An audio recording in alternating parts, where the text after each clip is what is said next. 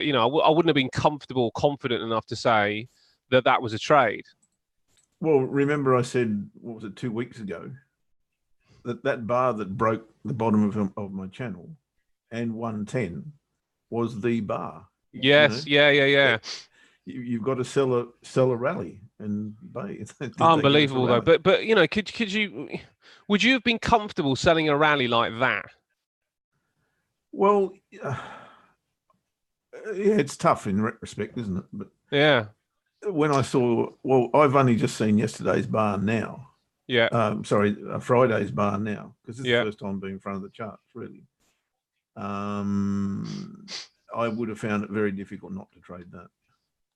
I would have thought. Well, let me give you. I'd like to really, you know, get in amongst the euro. To see, you know, exactly what levels you're looking at and what you were looking at. I'll just give you a quick synopsis of the FTSE. The FTSE's kind of on the move. I took a trade yesterday, and I was telling people in the show, and I don't know. I mean, this is some of the problem, you know. You can only kind of like give effectively what is an advisory for people, and I gave an opinion during the free show yesterday, and the opinion was, we get under the daily pivot, then you should be trading this to the downside, and that's you know, that's the trade that I took. I took it to the downside yesterday, and I've just closed positions because great range there now. It's beautiful. Yeah, and you know, we got the weekly pivot, and you know, the first thought I always have, and the thing is, you know, I woke up to it. It was fantastic. I woke up and the trade sort of started up here, and it was all the way down here, and I thought, well, I don't really need to. You know, what I'd like to do is just leave things as they are. But the only way I can leave things as they are, and well, one of the reasons I like to leave things as they are is I don't have to do anything for the rest of the week. But realistically, the only way I could have done that is if I'd kind of hedged. I could call it. I don't know what I'd call it. But if I'd taken a trade in the opposite direction, it's not a hedge. Well, I suppose it is in a way because I'm protecting the profit. So I could have hedged in the opposite direction, but that in itself is not leaving things as they are. You know, then you're involved again. So I decided, instead of doing that, because I do believe there's some upside here, but I'm not. And the reason that I would have hedged rather than just flip positions is that I'm very much of the thinking that we've got a longer term short on here. And and the hedge would have just, you know, I guess given some protection against a pop to the upside. But of course, if it breaks down, then you've got a trade to the upside that you don't really want. So it's a little bit tricky. But I think that there's a longer term short here. But I would like to see a pop up first. Now, that is just about grabbed. You know, you can see the touches along here. I think that just about qualifies for a hold. It's a little bit questionable, but because of the weekly pivot there, and because of the level of support along here on the price action, I would suggest that that's probably going to hold here and pop back up again. Whether it gets the daily pivot, I don't know, but I would suspect we'll probably get at least to this level to test, and then we can start looking for a short again. So that's the road I chose to go down in the end. Take the whole trade off. Technically, you can't go short now. Exactly. I could have held on. If you're in, you can hang on, yeah. But you know, your stop probably needs to be coming down as well at that point. Yeah, I mean, you know what I would have done if I was in? I would have put a stop right above this bar here, just to protect the profit. Just in case. Just to protect the profit. So if it pops above that bar and goes, I would be out anyway. If it pops down, it's probably not even just in case. That's the likely outcome here right now. It really is. I mean, you know, thinking about what's driving the market, which we'll come to in a moment, then it is the likely outcome. And so we're looking for a pop and a drop, effectively. That's what I'm after here.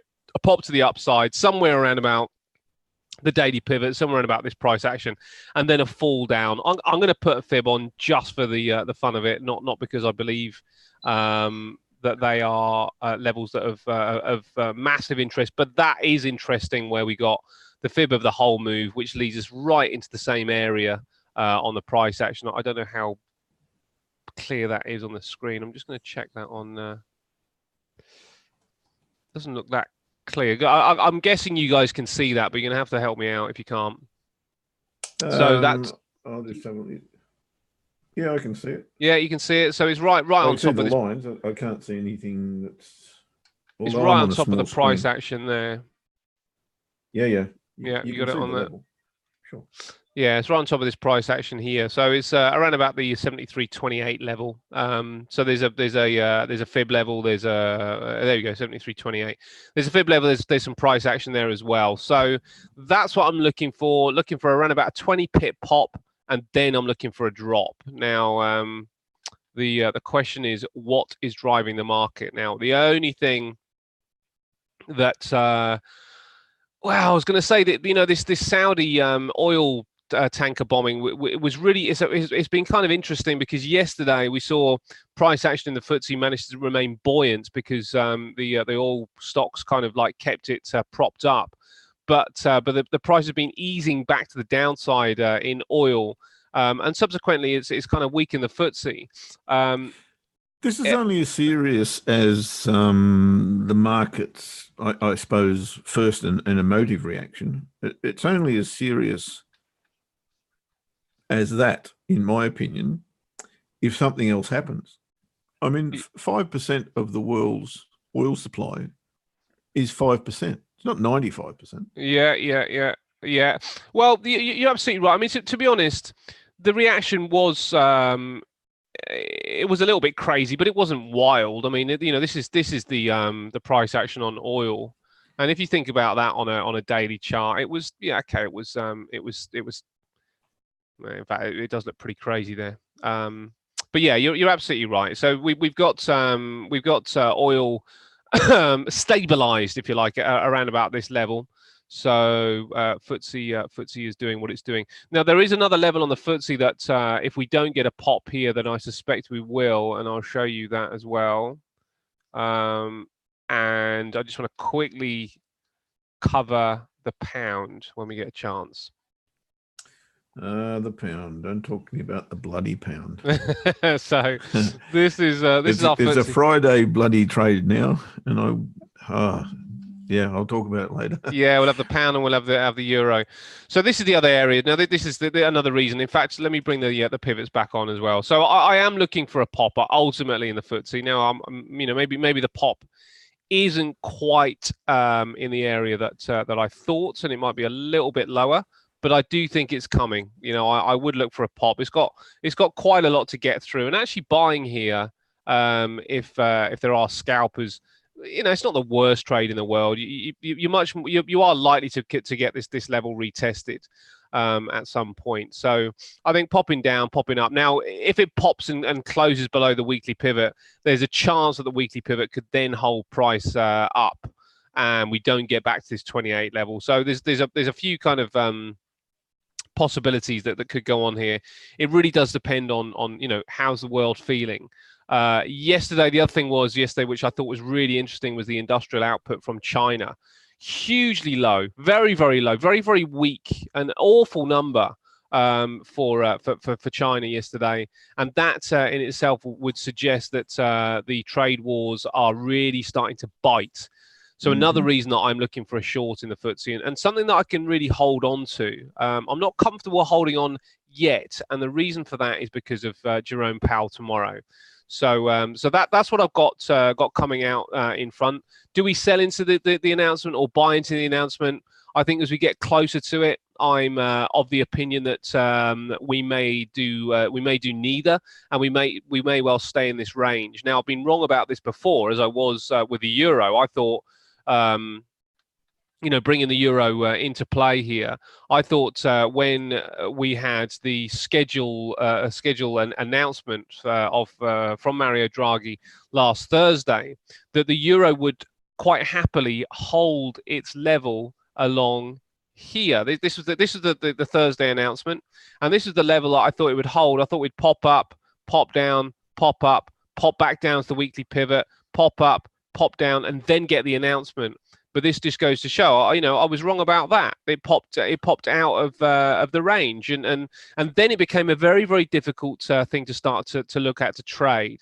And that's my same opinion with the FTSE. If we get the same thing with the FTSE, where it breaks out of its levels, then it's going to become a lot more difficult to ascertain and assume what's going to be the sentiment before that announcement. Are people going to sell further into it? And I'd prefer at that stage just to sit back and wait. So I might not be trading today if I don't get the price action that I need, which is the pop and drop.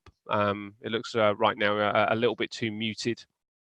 But while we're on the euro, let's talk about it, because this price action here to me seemed perfectly normal, perfectly expected. That quite happy to trade that in many respects, but that was just a shocker for me. And then we remained buoyant, and it was just shocking. Now we seem to be, back on the right path, or back on the the expected path. But can we explain this away, Jeff? Yeah, look, I don't think it's difficult in retrospect, but at the time, and I watched this happen, and I was stunned, like everybody else, I think. And I'm pretty glad I wasn't in a trade, either long or short, with a tight stop loss, because bye baby, you're just gone. You can't survive that. But yeah, I mean, would you actually trade the announcement? I think that would be unlikely. Oh, wouldn't look, I was trying. Oh, were you? I was looking for a way in, but couldn't find one. Right. In particular, euro pound. I wanted to get in that, back in that. I don't know if you remember, I was in it early last week, and which bar? I can't remember. It was on Tuesday we got into it, and I think I trailed my stop too soon. That might have been the announcement that took me out. I can't remember now. Yeah, I moved my stops to entry. That's right. And no, I was taken out before. I was taken out on the Wednesday, not the Thursday. But looking for a way back in.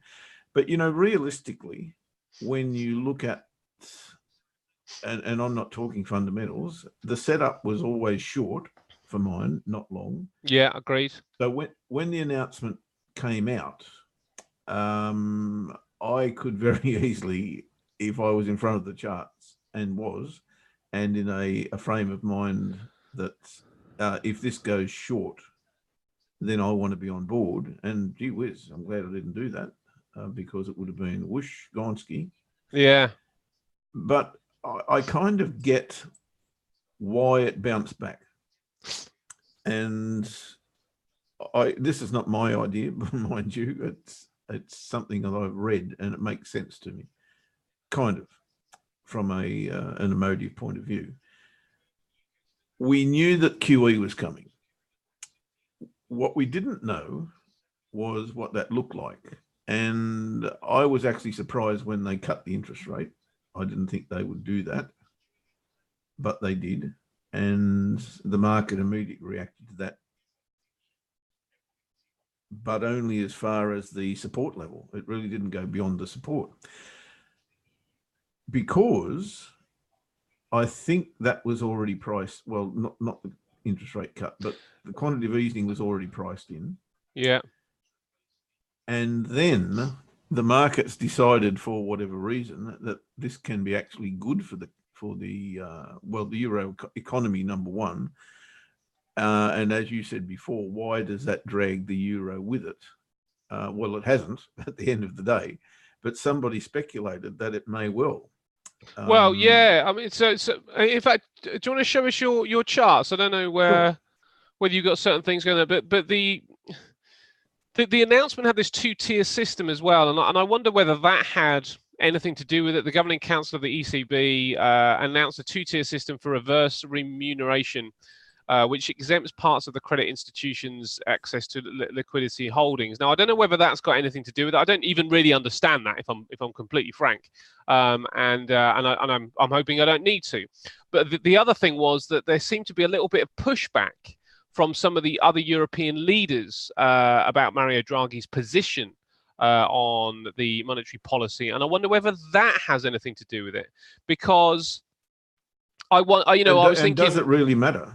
Because Mario Draghi's not with us after next month. That's absolutely right. And I wonder whether that maybe did, for that reason, matter, because if there's pushback before he leaves, does that mean we're going to get a reversal of the policy when he does leave?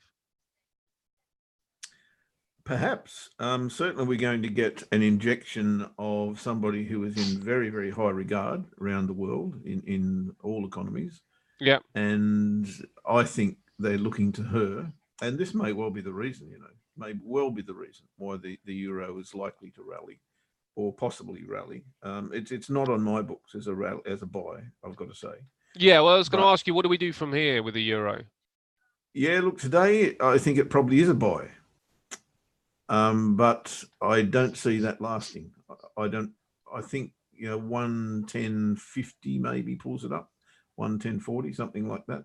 Yeah. But you'd expect a bounce here, does from a technical point of view. Does the Fed having a rate decision affect that viewpoint? Look, I think we've already seen the Fed rate decision back in the first week of the month. I think we've rallied. The euro's rallied on the back of the potential interest rate cut.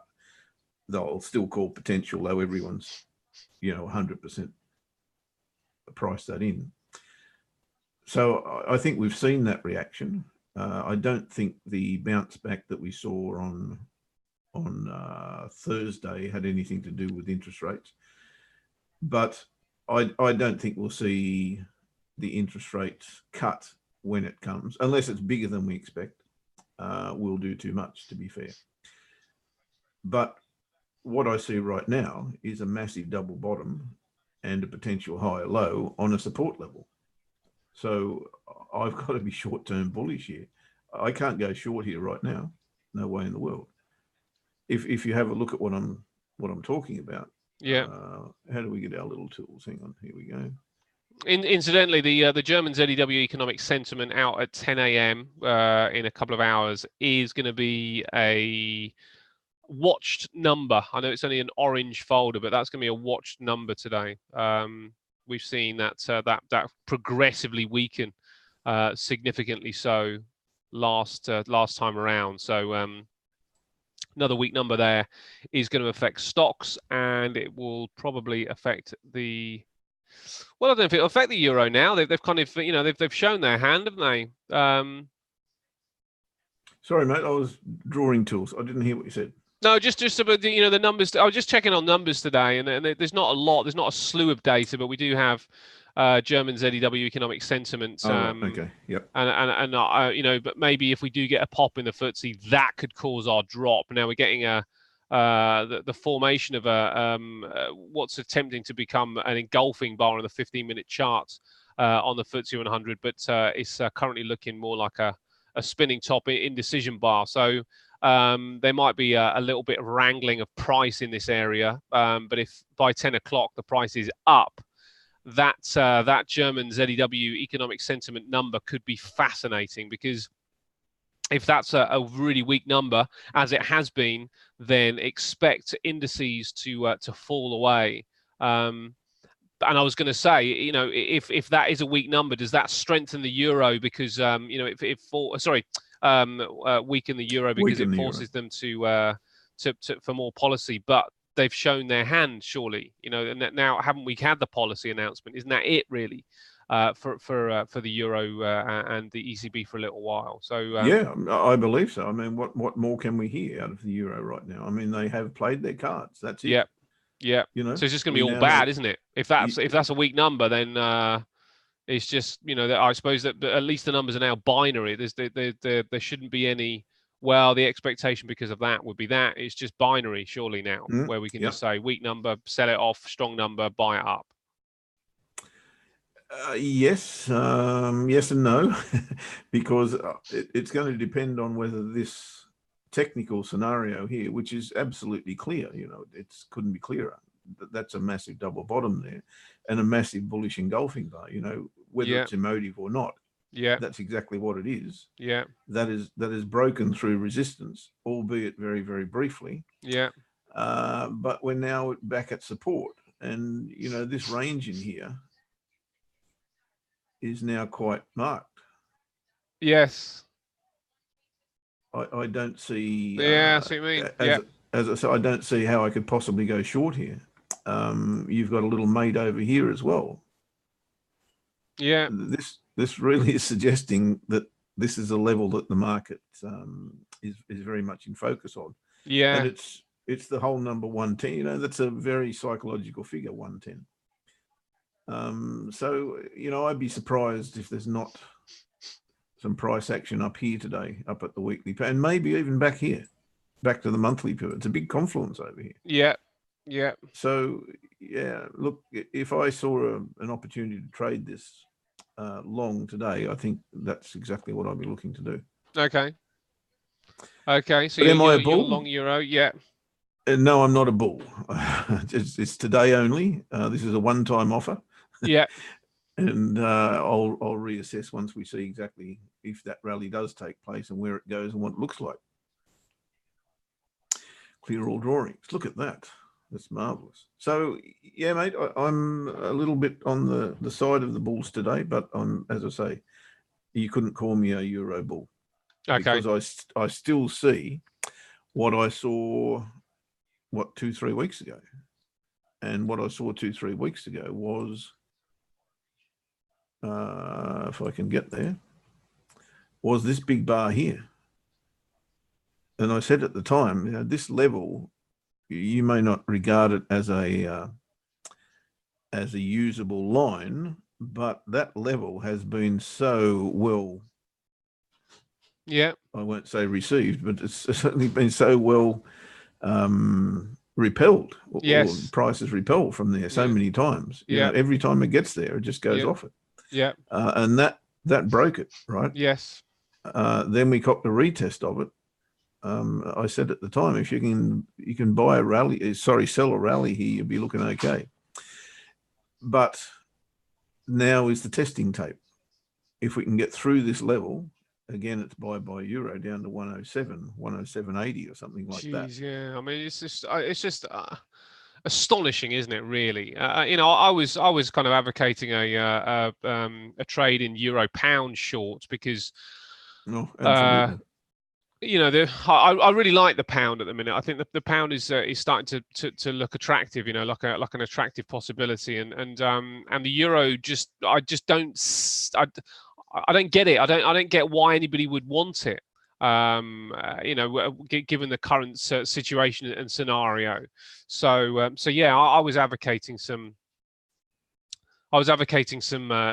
selling with the euro against the pound, and I think that may well happen, and I think that the euro is in danger of not an absolute collapse, but a genuine, you know, a genuine significant weakening.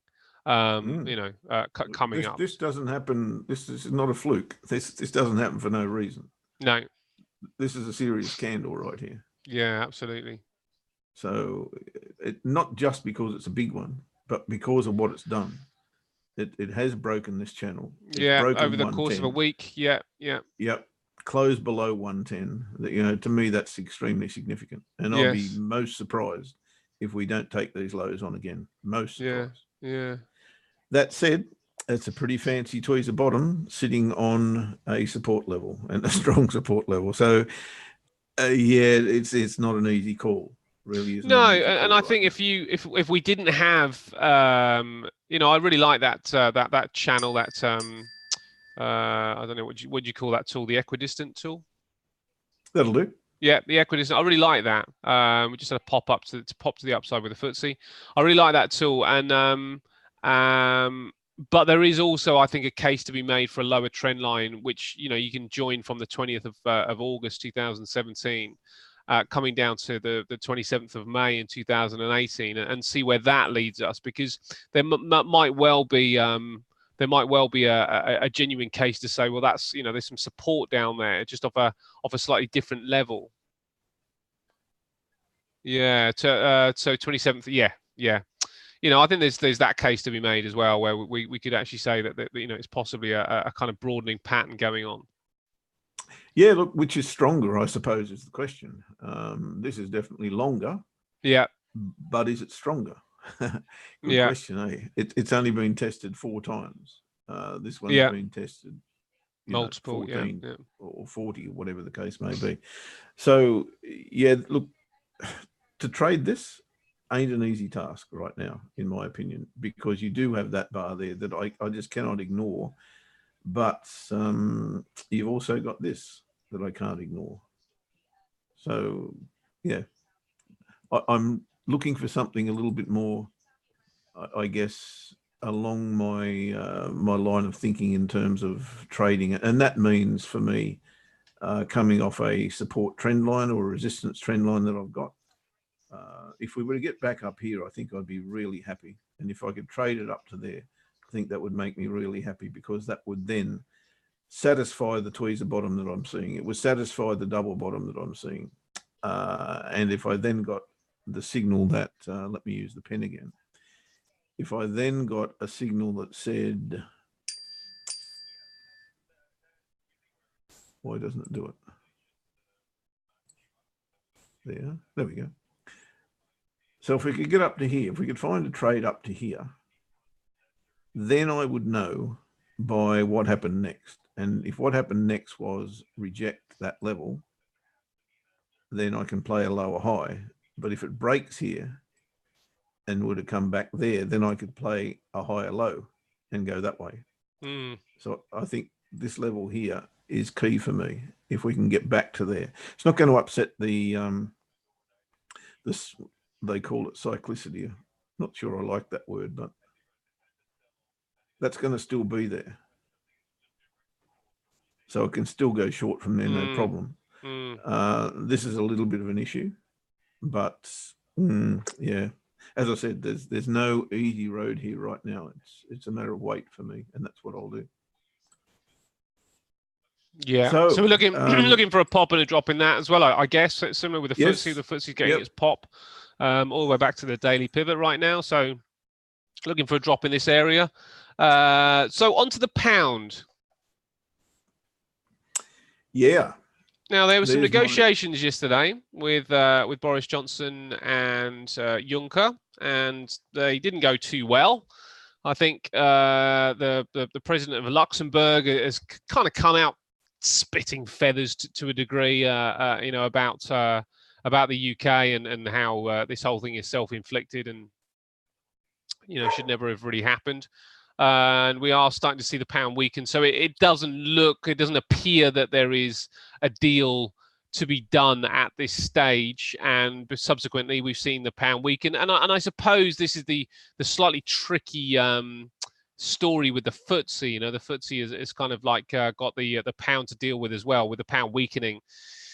I suppose there's an inevitability that the FTSE will strengthen, and that's really subsequent. That's what it's doing right now. It's just, as I say, it's having its pop now. Whether the drop's going to come is going to be a bit of a question, and we need to probably wait a little while just to check what the 4-hour bar on the FTSE is suggesting, because it might actually suggest further upside rather than a pop and a drop.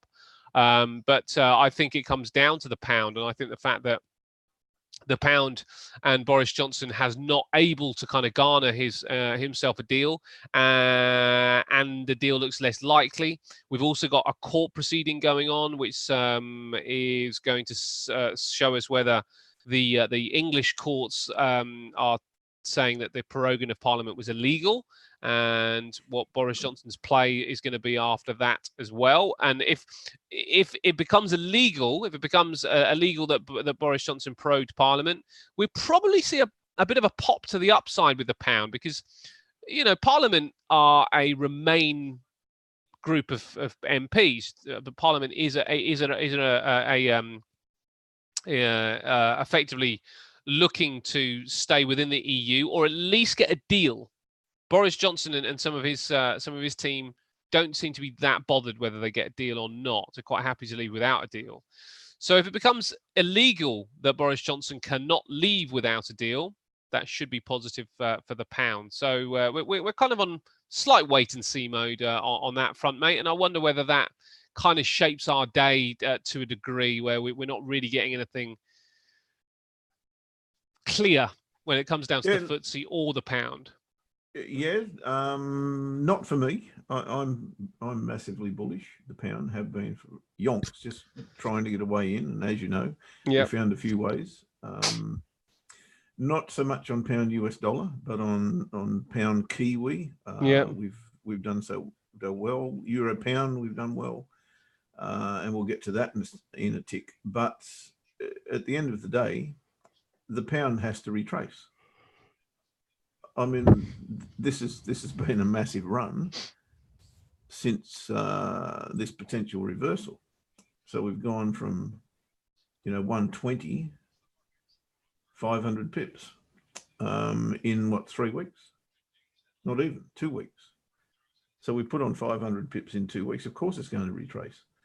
So where to is the question for me, and I don't know that we're that far away from it.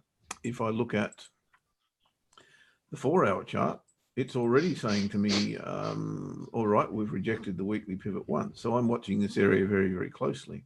I considered actually trading this morning, this bar from yesterday, but I decided that the reward wasn't great enough and that I would look for a second test of the weekly pivot and maybe on a smaller time frame. So that's still in play for me. There may, however, be further retracement, and why wouldn't we retrace down to here? Well, we probably can. This level, the bottom of the channel that I've got there. At the end of the day, that's a false break of that channel. So probably there is going to be more retracement. If it's to reverse, I don't know about that. I just don't know about that. What you've just said makes perfect sense to me as well. I don't know this. I just don't know fundamentally what to say. I guess it creates an opportunity, though, doesn't it? If we are starting to see that weakness filter through a little bit, that will create a weakness. I mean, really, yeah, I suppose it's not significant. Off the highs, we've only come down 100 pips after a 500 pip rally. So to me, that's not yet weakness. And I don't see a reversal bar here. I don't see a reversal pattern. But I do see a strong support level. So as I said, I'm watching this very, very closely. And we've got an untested daily pivot here. I think I can get interested on this, quite frankly, on a smaller time frame.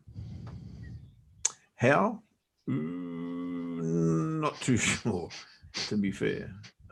There's very little on offer by the way of, well, there's one there, I suppose. We could use that. We could use that, but we nearly have to have that break and take out the daily pivot and then come back before I traded it. But if that were the case, I think that's a trade to take on the pound. But I'm still on the side of the bulls, mate, for the pound. Yeah, and you know what? This is really interesting because that move in the pound is definitely it seems to have exactly the opposite reaction is going on with the FTSE. So it does look to me like those two are correlated today. And this is the thing, they're not correlated every day. Some days you see it and some days you don't. But they are correlated today. And I think because they are correlated, then that's going to make trades in the FTSE to the downside probably quite unlikely, I would suggest. So I'm not so keen on this pop and drop at this stage. I'll show you later when you finish your when we do a little wrap up. And how they are correlating, because I think this story about Brussels needs to unfold, and it doesn't look like there's anything else, just out there right now. Okay, as you say, we'll come back to that in a tick. Now, one I was really bearish on today was the Aussie, and I was only in front of the charts for like 10 minutes this morning. So, yeah. Where's the trade? I don't see the trade. And this is news related, I take it. What was the figure on the Aussie? Did you see? I didn't, mate. No, this is something that Ainsley was talking about yesterday, and I didn't look at it. It was Tuesday. Oh, it was the minutes, monetary policy minutes. That's right. It wasn't a number. So, and I said to my group this morning, I don't see any possible way that those meetings could be positive for the Aussie. And I couldn't possibly see how that would be positive, given what we saw in the summary and the RBA statement a couple of weeks ago. So that's turned out to be the case. And I'm going to have to change the way I trade, I think, Ash, because, that break there, followed by that retest here of the weekly pivot, that should be enough. Right. That should be enough for me to get in right there. Too late. It's all over. But I don't think the Aussie can stay afloat too much longer. And I thought versus the yen would have been the better trade today. And that hasn't really gone. So I'm still watching that one. Why are you so bearish the Aussie? I mean, two reasons. Number one is it's had that much positive news and is driven so hard that, and I'll go to the daily chart. 1, 2, 3, 4, 5, 6, 7, 8, 9, 10 positive days in a row has to mean retracement to me. Where to retrace to? Maybe where we are, but I think much deeper than that. I think back down here to retest the breakout of the range.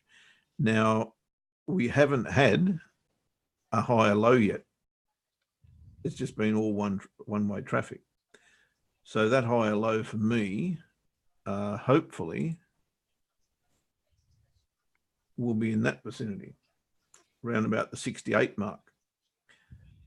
It's at that point that I'll just stop being short for the time being, unless we come back into that range, which has been, hanging around for a good month or more.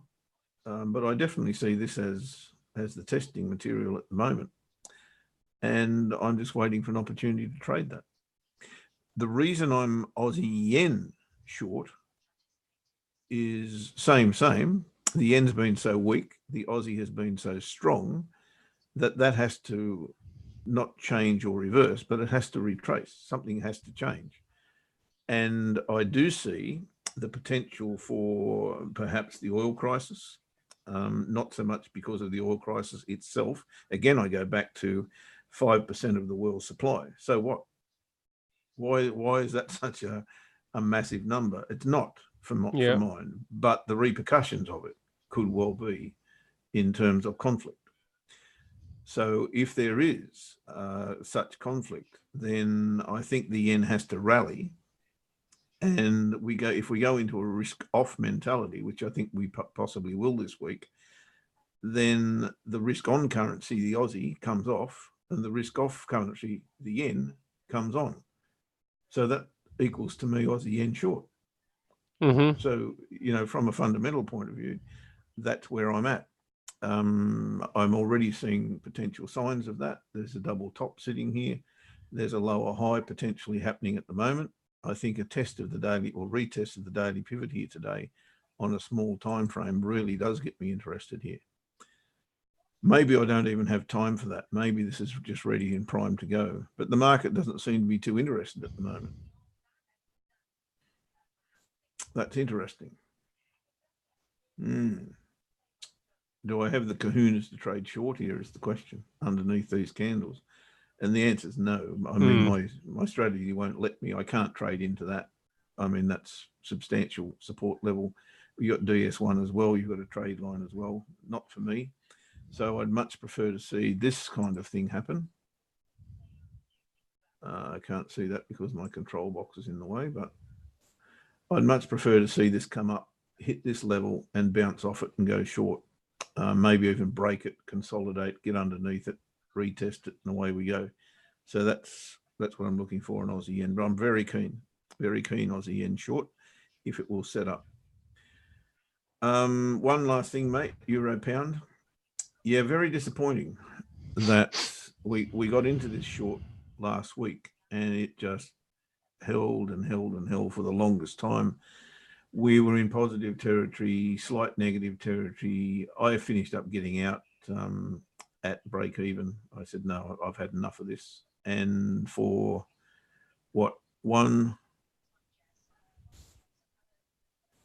I think 2 days, that looked to be a good idea, getting out. And then kapow, we got that that decision on Thursday, and gee whiz, I wish I was still in this. I really do. Mm. But a rally back to the weekly pivot gets me interested again. So I'm still looking at euro pound. So no trades just yet, mate, but Okay. looking for the Aussie short. So I need to retrace on that. It's a pop and drop rather than a drop and pop. Yeah. Sorry. So, yeah, whatever. The drop and Whatever pop. I Yeah. said. Yeah. And still bullish the pound. So maybe a break and retest here or something like that gets me interested. And it's pretty much a wait and see on the euro, but I'm a little bit bullish today, as I said, longer term bearish. Okay, mate.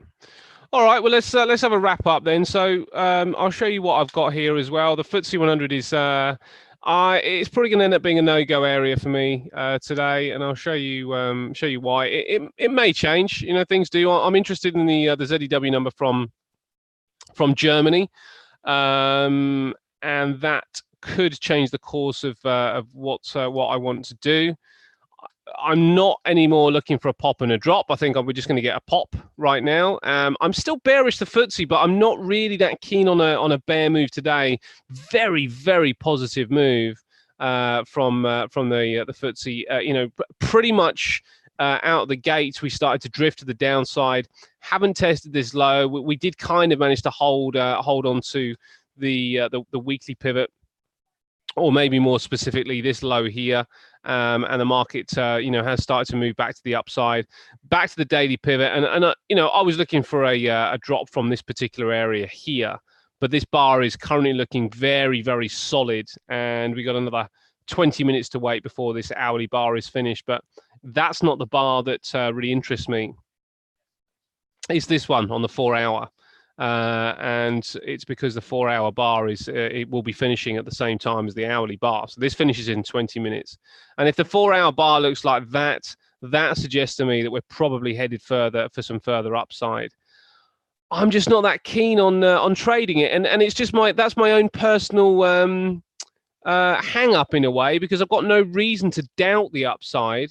Per se, I don't like the Chinese numbers. I don't particularly. I'm interested to see what the ZEW numbers are out of Germany. I don't like trading long into a Jerome Powell rate decision, which could still surprise the market in its detail, not in the actual release, but in its detail, which is what I'd look for. So I'm going to have to just stand back and let it go. But if anybody said to me, I'm going long here, then I couldn't deny that they probably have a decent shout of of some profit. But I'm going to sit on my hands for that one. So, sometimes I have an opinion. Yesterday, I had an opinion that the market would drift to the downside, and I managed to play it and take some profit.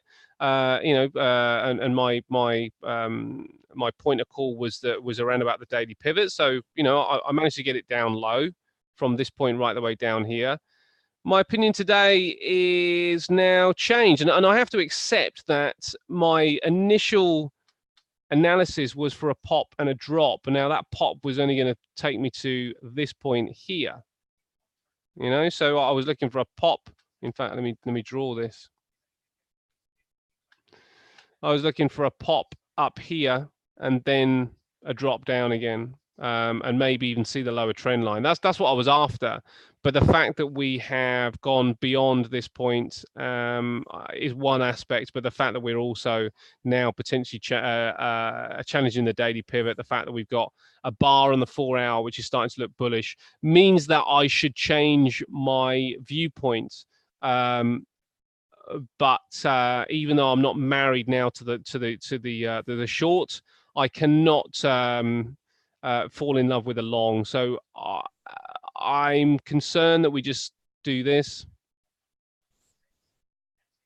into tomorrow, and I don't really want to be sort of part of that. So I'm going to sit this one out, mate, from here on in. I think that the rate decision tomorrow is going to be fairly critical, but because the driver today appears to be more about the pound, it does put the FTSE in a very strange area. And until we get either the US market opened up, or, as I say, back to these German ZEW numbers, if they come in weak, then I'll be quite happy to trade this one short. But if they don't, then I'm going to be waiting for the US market, because the US market did actually prove some that there could be some selling in that particular session. But look at the pound, you know, and this is the challenge with the FTSE. The pound is doing something, you know, pretty much exactly the opposite. Sell. Yeah, not really at the moment. It's kind of just marking time. Yeah, I mean, it's not. Waiting for something. I don't know what. It doesn't look as significant, but the fact that the pound is weak, because it is because of the Brexit scenario. There's no other reason. There was no other data from the UK. This is because of the Brexit scenario, and it's a little bit on hold. And I'd grant you that, and it's a bit on hold. And maybe the significant thing is that it's weak, but within a holding pattern to a greater or lesser degree. It looks like we're somewhere. Looks like we're somewhere sort of like around here, but we are weak with a pound, and maybe in an area we could hold. It could even pop a little bit lower, but that does, in my opinion, kind of mirror the opposite of what's going on with the FTSE, with the FTSE strong and it might get held up. It looks a lot more bullish, with the FTSE. I think if the pound breaks this level, which is 124, yeah, then I think you'll be hurtling towards 123.40 pretty quickly. Yeah.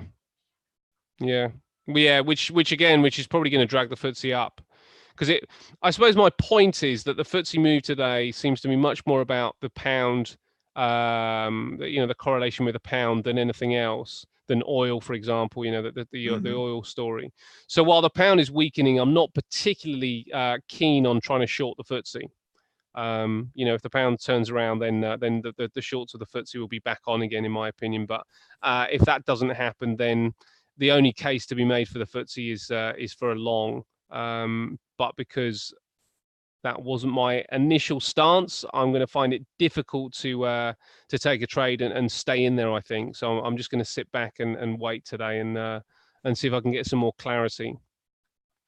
Fair enough, mate. I think I'm clear. I just need to wait till they set up. Yeah, grand, mate. Okay. All right. Well, we'll be back tomorrow. Same trade time, same trade channel. Let's see if we get a little bit more clarity. We do have Jerome Powell and his rate decision tomorrow. It is late. Is it tomorrow? It is tomorrow, isn't it? Yeah. It's kind of late though. Tomorrow evening. Yeah. Tomorrow evening UK time. So it's probably not going to be tradable until Thursday, realistically. So we might get caught in a bit of a range until then, Hope so. Or do people buy into it? It's going to be kind of interesting, but it could make trading a little bit tricky for the rest of the week until we hit Thursday. But let's see if we can ascertain that as we go, anyway, mate. Will do, mate. What time tomorrow? 5 to 8. That's a date. Don't be late. All right, guys. See you later. Have a good one, Jeff. See you later, mate. See you, mate. Bye.